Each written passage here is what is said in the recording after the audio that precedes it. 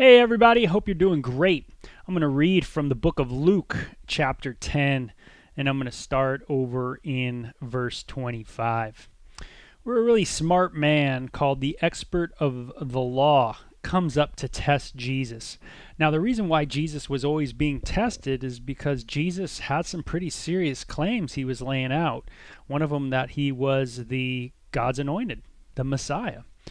And hey, if you're going to say that, then guess what? You're going to be tested.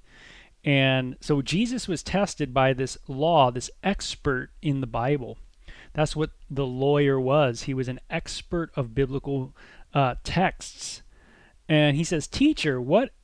He says, "What must I do to inherit eternal life?" Jesus responds, "What is written in the Old Testament law?" And he replies, and Jesus says to him too, "How do you read it?" And the guy answers and says, "Love the Lord your God with all your heart, with all your soul, and with all your strength, and with all your mind, and love your neighbor as yourself." Jesus says, "You have answered correctly." And Jesus replied, "Do this and you will live." But he wanted to justify himself, so he asked Jesus, "And who is my neighbor?" Now, it's really interesting that this guy asked this question to Jesus. He responds to Jesus by quoting from the Bible, the Old Testament, about loving God with all your heart, totally loving God, loving him with all of your soul. The word soul in the New Testament is where we get our word psyche from.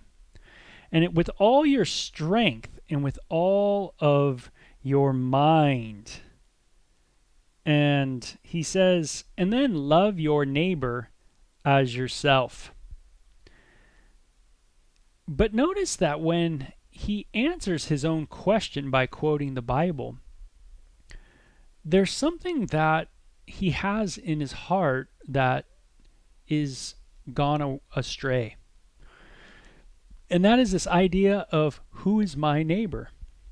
And so Jesus is going to teach him who his neighbor is.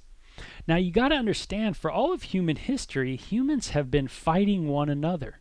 Tribes have fought in other tribes, clans have fought in other clans, towns have fought in other towns, nations have fought other nations. And it's always gone that way. And Jesus now is going to respond to this guy's question of saying, "Hey, who should I love? Who is my neighbor?" And Jesus replies and said, "A man was going down from Jerusalem to Jericho when he fell into the hands of robbers. They stripped him off his clothes, beat him, and went away, leaving him half dead. The priest happened to be going down the same road, and when he saw the man, he passed by on the other side. So too a Levite, when he came to the place and saw him, passed on the other side. But a Samaritan, as he traveled, came where the man was, and when he saw him, he took pity on him.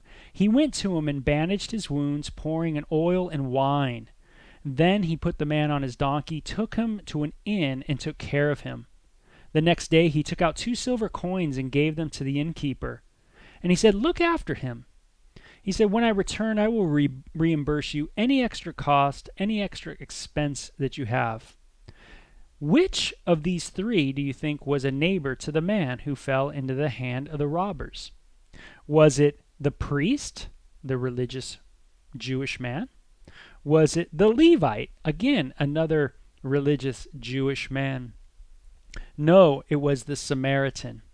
Now, just so you know what Jesus is getting at here and how cool it is for us today in our day and age and with our times that we live in, is that Samaritans were hated by the Jews. That's why Jesus uses the Samaritan. See, the Samaritans were a mixed blood. They were part Jewish in ancestry, but they were also part Assyrian. And so this mixed blood was something that was totally hated by the full Jewish person. They were racist. And so Jesus, knowing this, says that the Good Samaritan is a Samaritan, right?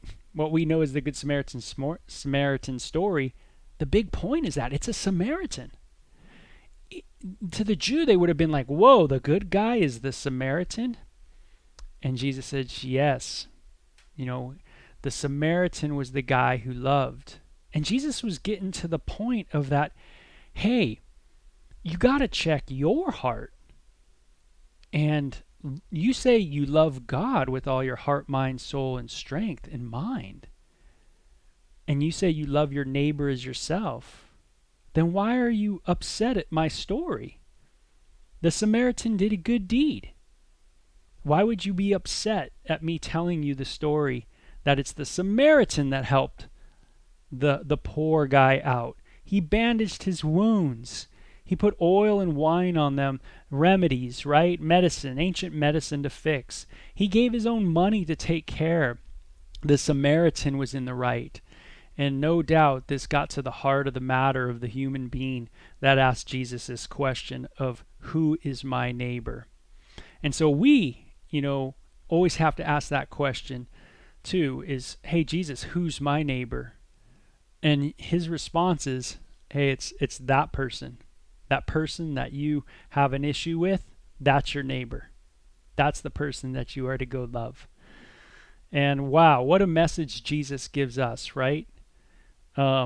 Is that if we are loving God, then we are going to love people.